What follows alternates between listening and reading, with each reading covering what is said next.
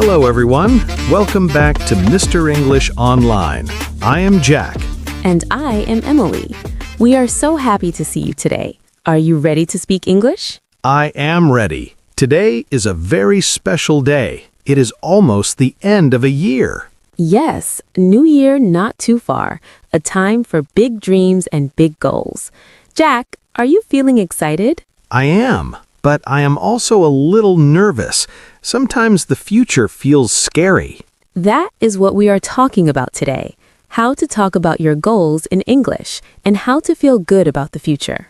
Emily, I want to change my life this year. I want to learn many new things. That is great, Jack. But first, let's look back. Let's look at the past year. The past? But I made mistakes last year. I forgot many English words. I felt lazy sometimes. Don't worry about that. Think of the past as a school. A school? You mean my mistake? Okay, so I am a student of my past. Now, what about the future? The future is a promise, Jack. There are two ways to look at it. Tell me, I want to know. Some people feel apprehension. That means they feel worried or afraid. That was me. I felt worried. Why do people feel afraid of the future? Because they do not have a design. They do not have a plan. Do you have a plan for your English, or do you feel apprehension? But you can feel anticipation. That means feeling excited and ready. I want that. Okay, Emily, let's teach our friends how to design the future. What is step 1? Step 1 is simple. Decide what you want. I want to be rich. I want to visit Spain. I want to speak English perfectly. Good. Think about your skills. Think about your habits. What kind of person do you want to become? Friends, take a moment. What do you want? Do you want a new job? Do you want new friends? Now, step 2. This is very important. Write it down. Write it down? On paper? Yes. Put your goals in a list. When you write it, it becomes real. Okay, I have my list. Now what? Do I throw it away? No. Step 3. Keep your old lists. Why? If I finish the goal, why keep the paper?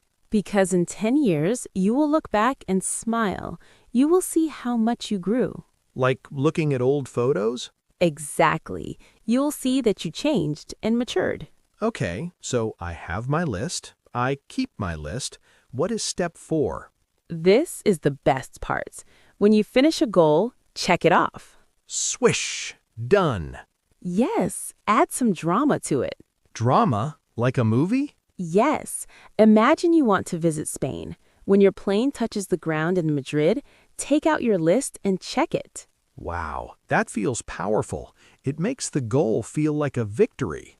Emily, some people say setting goals is too hard. They say the price is too high. Everything has a price, Jack. To learn English, you must spend time. You must read books. You must practice. That sounds like a lot of work. But listen, if the promise is clear, the price is easy. What does that mean? If you can see yourself speaking English at a big job or making new friends, then studying for 1 hour is easy. I see. If the why is big, the how is easy. Beautifully said, Jack. The promise of the future is an awesome force. Friends, it doesn't matter where you come from. It doesn't matter what color you are or what your religion is. Jack is right.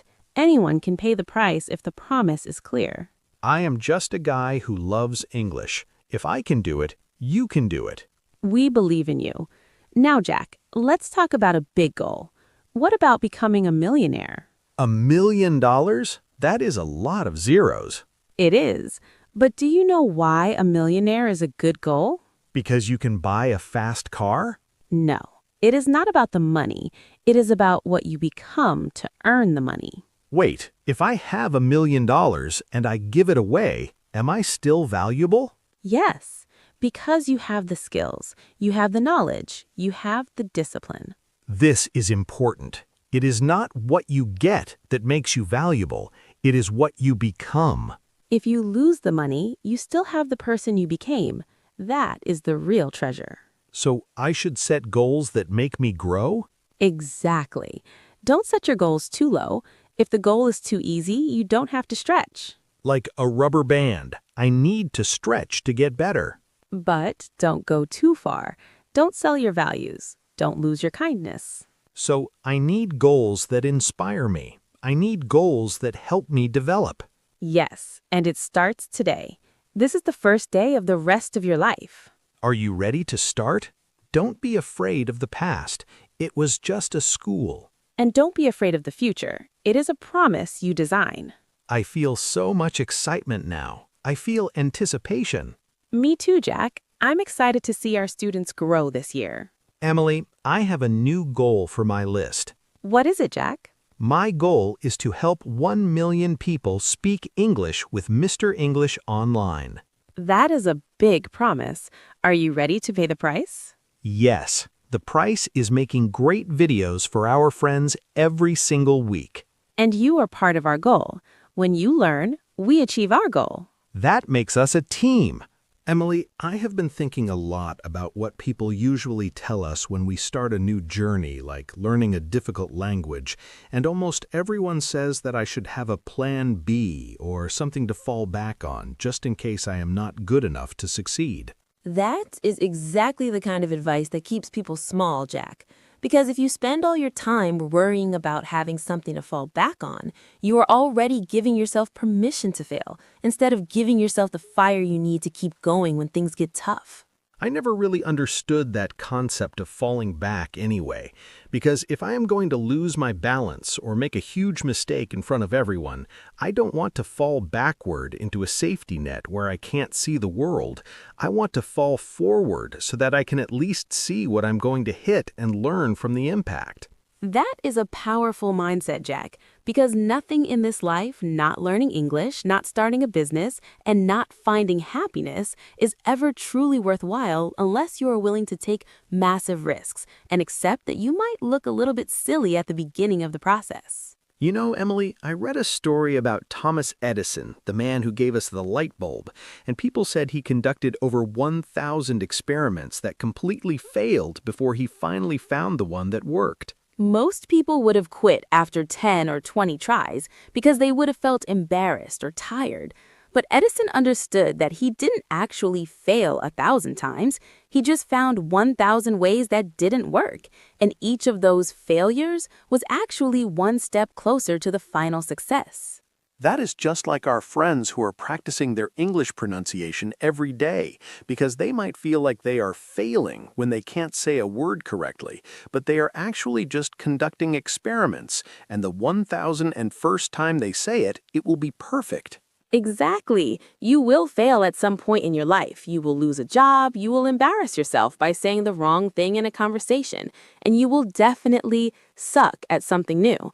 But you must embrace that reality because it is the only way to grow. I remember this old IQ test where there were 9 dots and you had to connect them all with just a few lines without lifting your pencil. But the only way to solve the puzzle was to draw the lines outside of the box formed by the dots.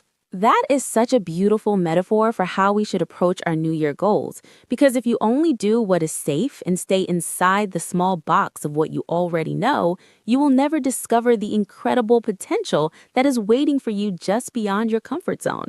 So if I want to get something I have never had, like a high-paying job in an English-speaking country, I have to be willing to do things I have never done, like waking up at 5 a.m. to study or talking to strangers online to practice my speaking skills. So if I want to get something I have never had, like a high-paying job in an English-speaking country, I have to be willing to do things I have never done, like waking up at 5 a.m. to study or talking to strangers online to practice my speaking skills. Emily, I heard a very sad story about a person on their deathbed, and they imagined that all around their bed are the ghosts of the ideas they never acted on and the talents they never used throughout their life. Those ghosts are angry and disappointed because they came to that person specifically to be brought to life. But now they have to go to the grave together because the person was too afraid of what others would think or too afraid of failing to ever try. I want everyone watching this to ask themselves right now,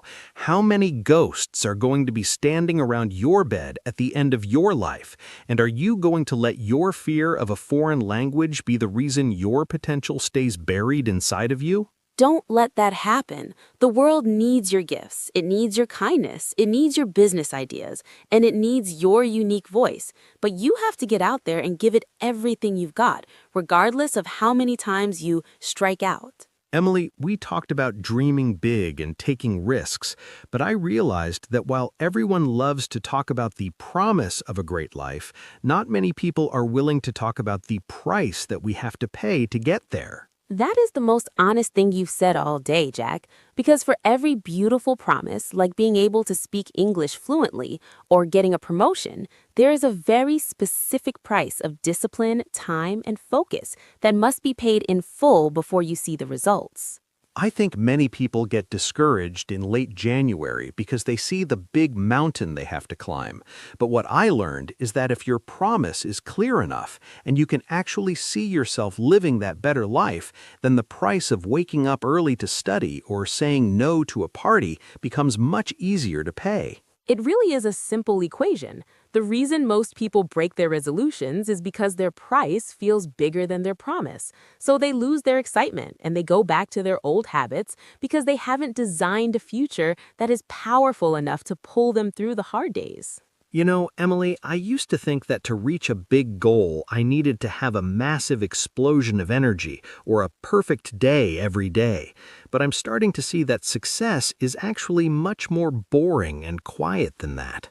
You are exactly right, because you can have all the talent and all the passion in the world, but without the quiet power of consistency, you will never actually finish the race or reach the goals that you wrote down at the start of the year. It's like the story of the baseball player who had the most strikeouts in history, but is only remembered for his home runs. He didn't hit those home runs because he was lucky. He hit them because he showed up at the plate every single day and kept swinging the bat even when he was failing.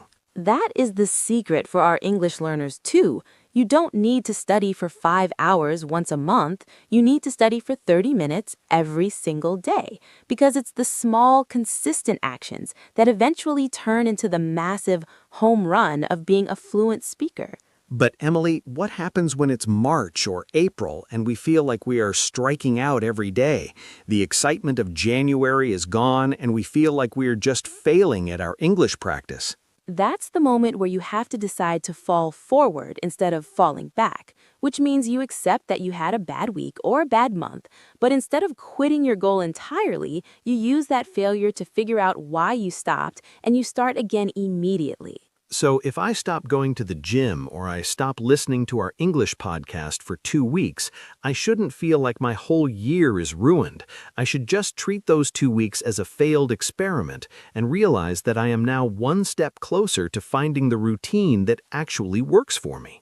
I love what you said earlier about keeping old lists, because it reminds me that even if I change my mind about a goal, the act of trying to reach it has changed who I am as a person.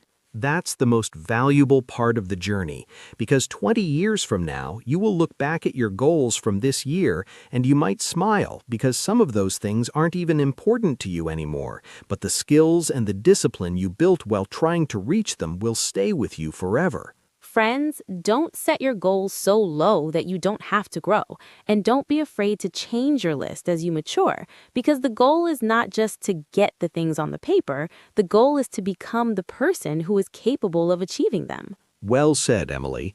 The world doesn't just need people who have money or fame, it needs people who have used their goals to develop their patience, their kindness, and their unique talents to help others. Emily, I have to be honest with you and our friends watching at home, because this morning my alarm went off at 6 a.m. just like I planned.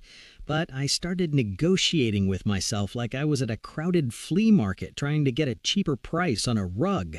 I think we have all been there, Jack, where we tell ourselves just 5 more minutes, or I'll definitely start my English practice tomorrow instead. But the problem is that tomorrow has heard that same lie 1,000 times before, and it doesn't believe us anymore.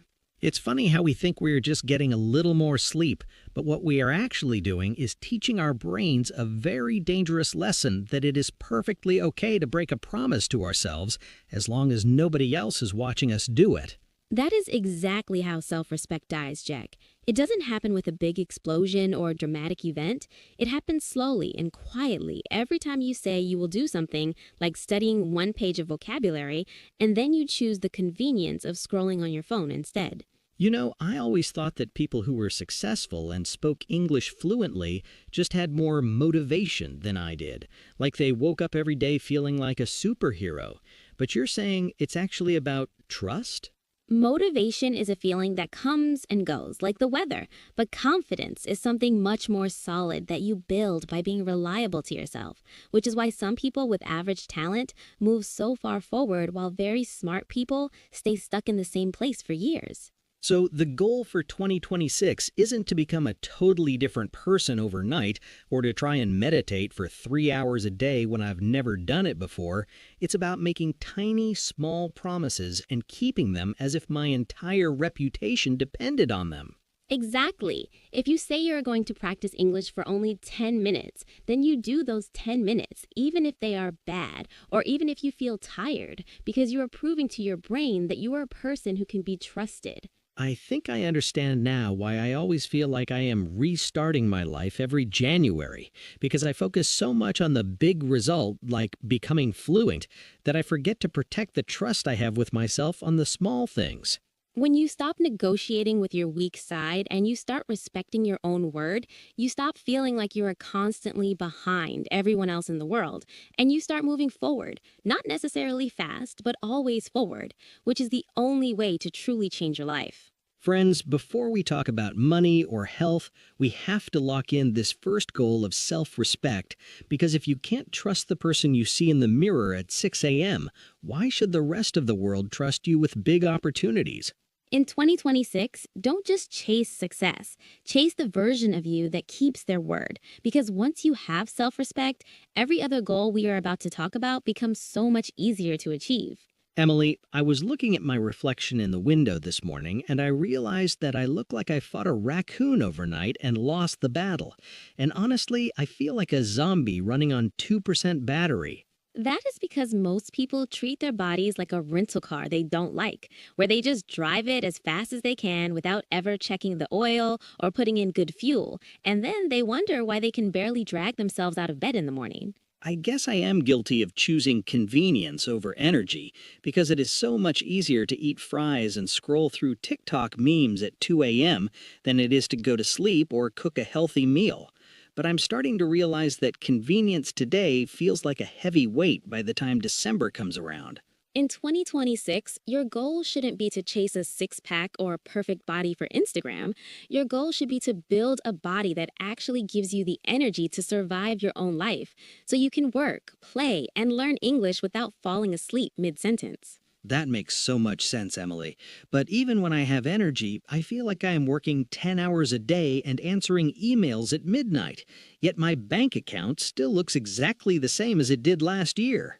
That is because you're confusing being busy with making progress, which is a trap that many people fall into, like a hamster running on a wheel where they move their legs very fast and get very tired, but they are still in the exact same cage they started in. So when I spend 2 days color-coding my spreadsheets and organizing my desk, instead of actually doing the work that earns money, I'm just achieving emotional progress while my income stays stuck in the same place. Exactly. The real goal for 2026 is to build income that empowers you and frees your time instead of stealing it, which might mean saying no to small, cheap projects or finally starting that side hustle you've been researching on YouTube for 3 years without ever cashing out a single dollar. It's like that friend we all have who started freelancing for just 2 hours a day, and now they can pay for their food and their fun, while everyone else is still in the group chat complaining about being broke and tired. Those people succeed because they took one smart action consistently instead of obsessing over massive, complicated 10-step systems or secret hacks that don't actually exist. And by the end of the year, their lives look completely different while the grinders are still just spilling coffee on themselves in meetings. So I need to stop chasing titles and stop chasing overtime. And instead, I need to focus on learning one high-value skill that gets better results with less effort, so that my time and my money can finally line up together. That is the dream, Jack. When your income works for you, everything else, your health, your fun, and your relationships, suddenly becomes much easier to manage because you aren't constantly fighting for survival. Emily, we have talked about our bodies and our bank accounts, but I was just looking at my messages and I realized that I spend so much time replying to people who only text me when they need a favor or when they want to drag me into their latest drama. Jack, that is a huge drain on your potential because you can have a perfect body and a lot of money, but if your social life is full of energy vampires, you will always feel lonely and exhausted, regardless of how much success you achieve in 2026. It is so relatable because we all have that friend who says we should hang out but then ghosts us for weeks, or that cousin who expects us to smile and nod while they complain for 3 hours, and yet we keep showing up for them while we ignore the people who actually make us laugh and challenge us to be better. In the new year, your goal must be to prioritize quality over quantity because one real friend who actually has your back and supports your English learning journey is worth more than 10 fake connections who only stay around for the free labor or the validation. You know, Emily, I always tell myself that I will play my guitar or start painting once I am done with all my work, but the truth is that work is never done. So my hobbies just sit there collecting cobwebs while I scroll through TikTok clips of other people being creative.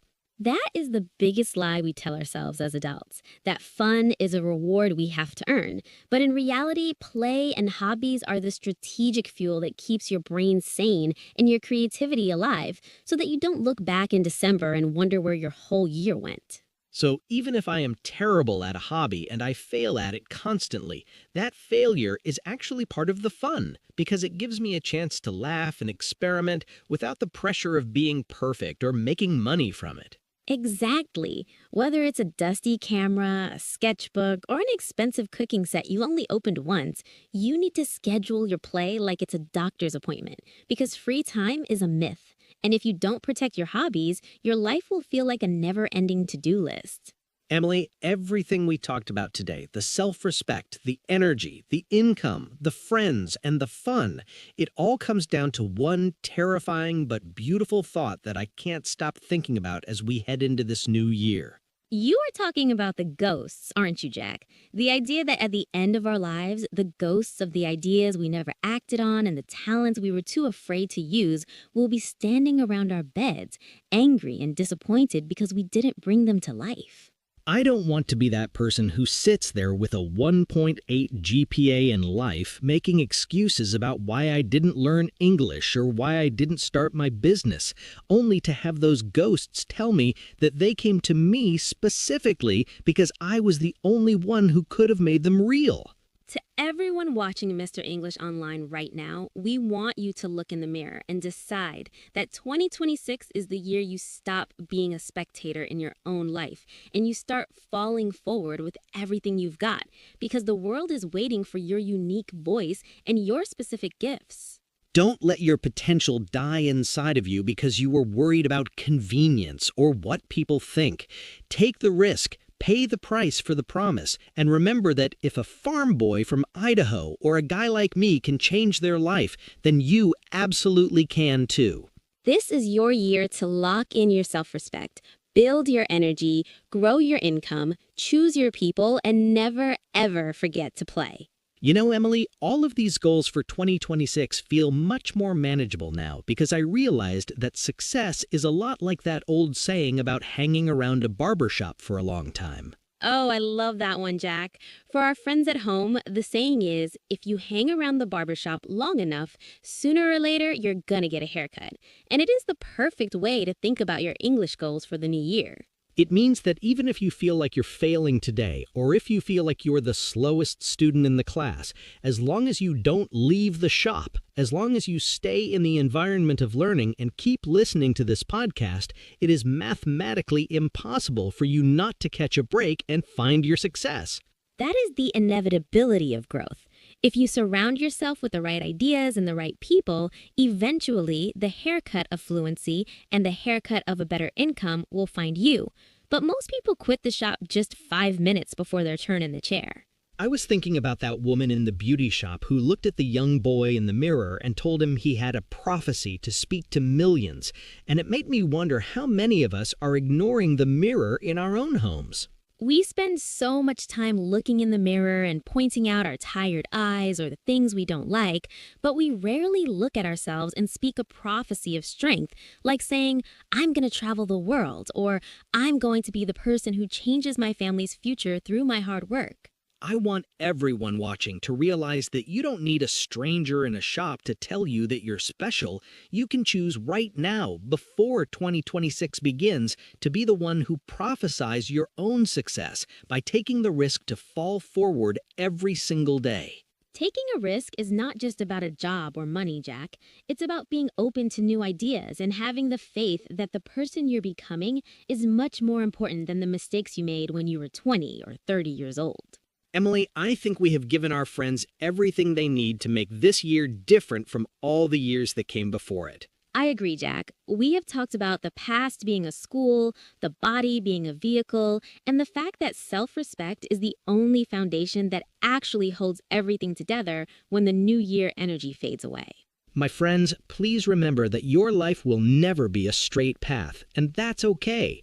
You will have strikes, you will have failed experiments, and you might even feel like a zombie some mornings. But as long as you're moving, you're winning.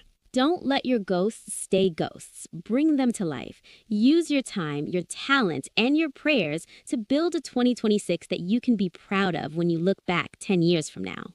We are so grateful to have you as part of Mr. English Online. Your goals are our goals, and your growth is our greatest reward. Go out there, take that smart action, keep your promises, and never, ever forget to have a little bit of fun along the way. We'll be right here with you every step of the way. Happy New Year, and for the last time today, Happy New Year, everyone. Let's go out there and make it happen.